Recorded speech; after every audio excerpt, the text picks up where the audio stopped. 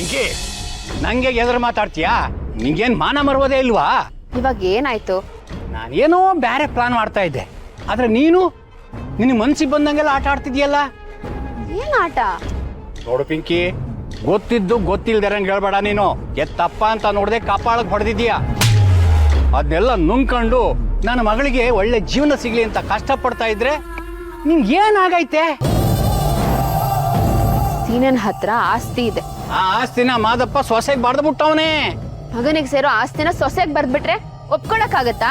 ನಾನ್ ಕೋರ್ಟಿಗೆ ಹೋಗ್ತೀನಿ. ಅಯ್ಯೋ ಶಿವನೇ, ನಿಂಗೆ ಹೆಂಗ್ ಹೇಳನೆ? ಅಲ್ಲ, ಈ ಸುಂದರವಾದ ಹುಡುಗಿಯರಿಗೆ ಬುದ್ಧಿ ಕಡಿಮೆ ಇರುತ್ತೆ ಅಂತ ಅನ್ಕೊಂಡಿದ್ದೆ.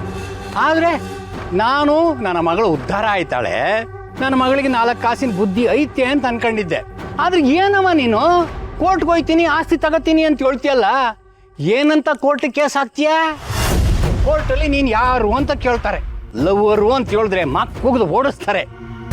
ಅದು ಮಾದಪ್ಪನ ಸ್ವಯಾರ್ಜಿತ ಆಸ್ತಿ. ಅವಯ್ಯ ಬೀದಿಲೋಗ ನಾಯಿ ಬೇಕಾದ್ರೆ ಬರಿಬಹುದು. ಇಂದೇ ಡೌನ್ಲೋಡ್ ಮಾಡಿ ಮತ್ತು ನಿಮ್ಮ ನೆಚ್ಚಿನ ಶೋಗಳನ್ನ ಆನಂದಿಸಿ.